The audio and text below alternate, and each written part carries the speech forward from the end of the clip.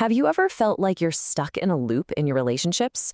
Like you're following some kind of invisible script that you didn't write, but you just can't seem to escape? Well, today, we're going to pull back the curtain on those hidden patterns because, understanding them, that's the very first step to actually changing them. And it all usually starts with a question, just like this one. Why do we keep having the same argument? Whether it's with a partner, a friend, or family, we find ourselves hitting the same emotional wall, time and time again. It's so frustrating, it's confusing, and man, it feels personal. But what if it's not just about you? What if it's a pattern? One you learned a long, long time ago. So, here's the game plan for today. First, we're going to uncover this invisible force and figure out where it comes from, what we're calling your earliest blueprint. Then, we'll dive deep into the 4 main attachment styles. After that, we'll see what happens when these styles clash, which is where things get really interesting. And most important of all, we'll talk about how you can actually earn your security. All right, let's get right to it. That invisible force, that earliest blueprint, well, this whole powerful idea has a name. It's called attachment theory.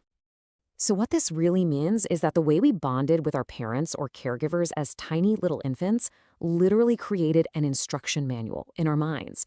This blueprint kind of tells us what to expect from other people, how we should act to get our needs met, and even what love is supposed to feel like. And the crazy part, it just runs quietly in the background of all our adult relationships. Now, this blueprint of ours usually falls into one of 4 main categories, or styles. So as we go through them, I just want you to listen and see if one of them sounds, well, a little familiar. This isn't about judgment, it's just about getting curious. Okay, so let's start with the foundation, the goal, really, secure attachment. The good news is about half the population naturally falls into this category. You see, people with a secure style have kind of found that sweet spot between being close to someone and having their own independence. They're not afraid to lean on others, but they also don't completely fall apart when they're on their own. For them, a disagreement isn't a catastrophe. It's just a problem to be solved together. It's this really flexible, resilient, and balanced way of connecting with people.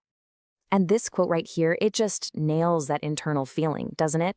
There's this sense of calm confidence in themselves, in their partner, and in the relationship as a whole. All right, let's move on to our next style, which is anxious-preoccupied. For someone with this style, the main emotional driver is often this deep, nagging fear of being disconnected, or worse, left behind. So if this is your blueprint, you probably feel most alive when you're super connected with your partner. But even a little bit of distance, it can feel absolutely terrifying. You might find you're incredibly tuned in to your partner's moods, always scanning for the tiniest sign of trouble, because your core fear is that this wonderful connection could just vanish at any moment. This captures that urgent, pressing need for reassurance perfectly. That feeling of not knowing, of disconnection, is so deeply uncomfortable that it feels like it has to be fixed right now. Okay, so now let's look at the other end of the spectrum, the dismissive-avoidant style. The driving force here isn't a fear of being abandoned. It's actually a fear of being trapped or smothered. See, people with this style usually learned early on that relying on other people could be disappointing or maybe even unsafe. So what do they learn? To rely only on themselves. They value their independence more than anything. Emotional closeness can feel like a direct threat to that self-sufficiency they've worked so hard to build, so they tend to keep people at a safe distance. And this is the classic line, right, for someone who is dismissive-avoidant.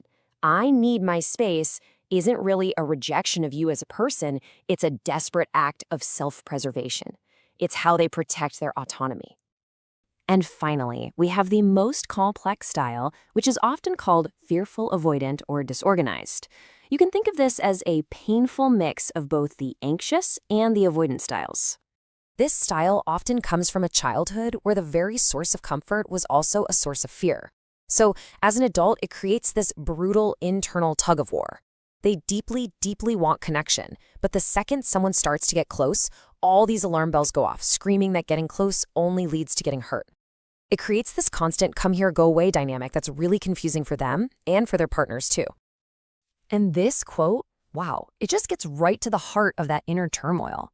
The desire for love is so real, but the expectation of being hurt feels even realer. So what happens when these different blueprints get into a relationship together? Well, let's look at one of the most common and, frankly, one of the most challenging pairings, what's known as the anxious-avoidant trap. Okay, look at this. It's like a perfect storm. The anxious partner, terrified of abandonment, chases after connection to feel safe.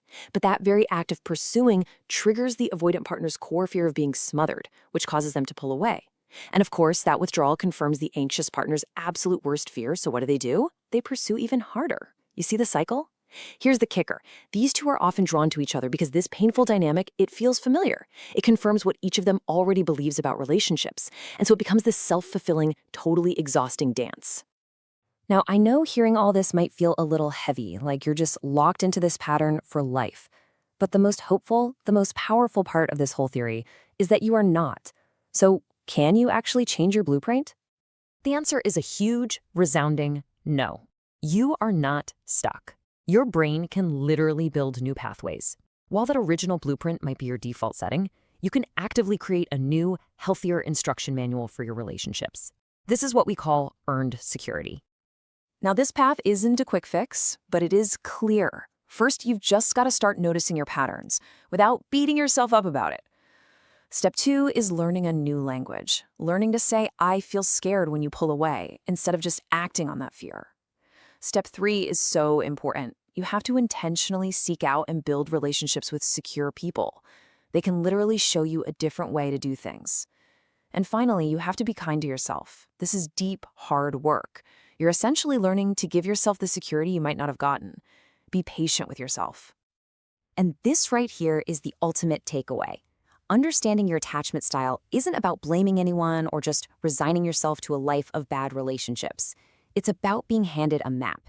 It shows you exactly where you're starting from so that you can finally, consciously, choose where you want to go. So I want to leave you with this question. It doesn't have to be some huge, life-altering change. Maybe it's just noticing when you feel triggered and taking a deep breath instead of reacting. Maybe it's saying one vulnerable, true thing to someone you trust. What is one small step you can take today to start redraw your own blueprint?